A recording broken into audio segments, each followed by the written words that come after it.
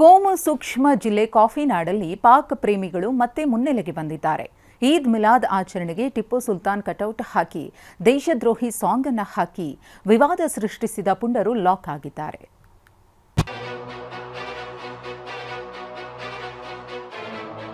ನಾಳೆ ಈದ್ ಮಿಲಾದ್ ಸಂಭ್ರಮ.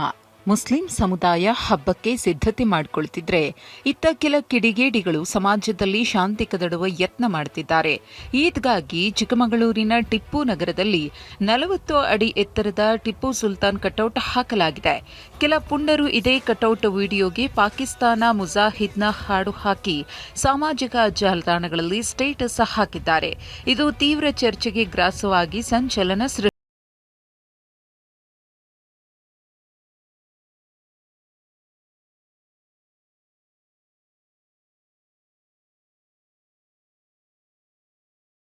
Chikkamagaluru power Tipu boys ಎಂಬ ಇನ್ಸ್ಟಾಗ್ರಾಂ ಖಾತೆಯಲ್ಲಿ ನಾವು ಪಾಕಿಸ್ತಾನಿ ಮುಜಾಹಿದೀನ್ಗಳು, ಈ ಮಣ್ಣಿನ ರಕ್ಷಕರು, ಪಾಕಿಸ್ತಾನಿ ಸೈನಿಕರು ಎಂಬ ಹಾಡನ್ನ ಹಾಕಿ ಹರಿಬಿಟ್ಟಿದ್ದಾರೆ.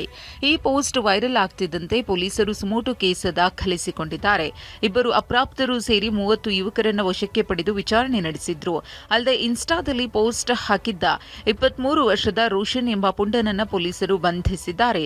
ಕೋರ್ಟ್ 14 ದಿನಗಳ ಕಾಲ ನ್ಯಾಯಾಂಗ ಬಂಧನಕ್ಕೆ ನೀಡಿದೆ. ಕುರಿ ಮಾಂಸದ ಅಂಗಡಿಯಲ್ಲಿ ಕೆಲಸ ಮಾಡಿಕೊಂಡಿದ್ದ ರೋಷನ್ ವಾಟ್ಸ್ಆಪ್, ಇನ್ಸ್ಟಾಗ್ರಾಂ, ಫೇಸ್ಬುಕ್ನಲ್ಲಿ ವಿಡಿಯೋ ವೈರಲ್ ಮಾಡಿದ್ದ. ಯಾರು ಈ ಥರ ವಿಡಿಯೋ ಅಥವಾ ಈ ಥರ ಟ್ರೆಂಡ್ ಮಾಡ್ತಾರೆ ಅಥವಾ ಕ್ಲಿಕ್ ಬೇಟ್ ಥರ ಮಾಡ್ತಾರೆ, ಅವ್ರ ಮೇಲೆ ಇದು ಪ್ರಾಪರ್ FIR ರಿಜಿಸ್ಟರ್ ಮಾಡಿ ಅವರಿಗೆ ಅರೆಸ್ಟ್ ಮಾಡೋಕ್ಕಾಗುತ್ತೆ, ಅರೆಸ್ಟ್ ಮಾಡಿ ಅಥವಾ ಫರ್ದರ್ ಎನ್ಕ್ವೈರಿ ಮಾಡೇ ಮಾಡ್ತೀನಿ. ಮತ್ತೊಂದೆಡೆ ಚಿಕ್ಕಮಗಳೂರು ನಗರದಲ್ಲಿ ನಾಳೆ ಈದ್ ಮಿಲಾದ್ ಮೆರವಣಿಗೆ ಇದೆ. ಮೆರವಣಿಗೆಯಲ್ಲಿ ಸಾವಿರಾರು ಜನರು ಭಾಗಿಯಾಗ್ತಾರೆ.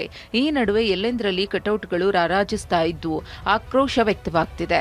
ಮುಂಜಾಗ್ರತಾ ಕ್ರಮವಾಗಿ ಚಿಕ್ಕಮಗಳೂರು ನಗರದಲ್ಲಿ ನಾಳೆ ಬೆಳಗ್ಗೆ 6 ಗಂಟೆಯಿಂದ ರಾತ್ರಿ 10 ಗಂಟೆವರೆಗೆ ಮದ್ಯ ಮಾರಾಟ ಬ್ಯಾನ್ ಮಾಡಲಾಗಿದೆ.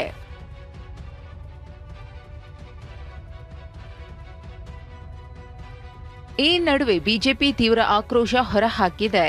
ಮಾನ್ಯ ಗೃಹ ಸಚಿವರಲ್ಲೇ ನಾನು ಆಗ್ರಹ ಪಡಿಸ್ತಾ ಇದ್ದೇನೆ, ಈ ರೀತಿ ಘಟನೆಗಳು ನಡೆದಾಗ ನೀವು ಕೈ ಕೊಟ್ಕೊಂಡು ಕೂರೋ ಬದಲು ನಿಮ್ಮ ತಾಕತ್ತೇನು, ನಿಮ್ಮ ಇಲಾಖೆಯ ತಾಕತ್ತೇನು ಅನ್ನೋದನ್ನ ತೋರಿಸಬೇಕು. ಯಾವನ್ ಇಲ್ಲಿರೋ ಪಾಕಿಸ್ತಾನ್ ಮುಜಾಹಿದೀನ್ಗಳು, ನೀನ್ ಪಾಕಿಸ್ತಾನ್ ಮುಜಾಹಿದೀನ್ ಆದ್ರೆ ಇಲ್ಲಿರೋಕ್ ನಿಮ್ಗೆ ಯೋಗ್ಯತೆ ಇಲ್ಲ.